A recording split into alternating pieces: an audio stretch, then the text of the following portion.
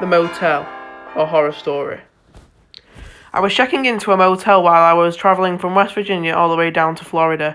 Since it was a long drive, I decided to stop at a motel. Once I got there, I parked my car in the nearly empty parking lot and gathered a few things to bring in the motel.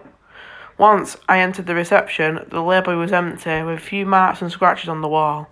The lights were flashing and the front door didn't even work. I asked the reception lady if it was possible to book a room. She said yes, in a weird way. I said how much will the room cost, and she said $5.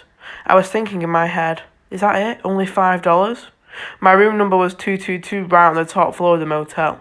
They gave me a key. They didn't have the modern key card like the other hotels or motels did. When I arrived at the allocated room, I opened the door and locked it again. I just jumped in bed and tried to get to sleep. 10 minutes later, 3 knocks knocked at the window. I thought to myself, my room was upstairs, so how can anyone be at my window?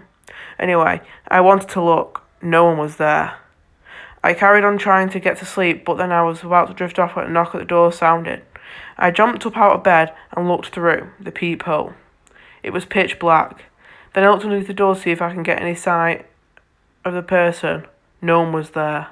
I then turned the relaxation song on YouTube and put my earplugs in, so I couldn't hear any knocking. I fell asleep about 10 minutes after playing the video. An hour passed. I woke up to turn around in my bed when I saw a giant humanoid figure standing at the corner of the room. He was tall with long arms and legs. I quickly went to turn the lights on and it was gone. I turned the relaxation video back on and that calmed me down again. Moments later,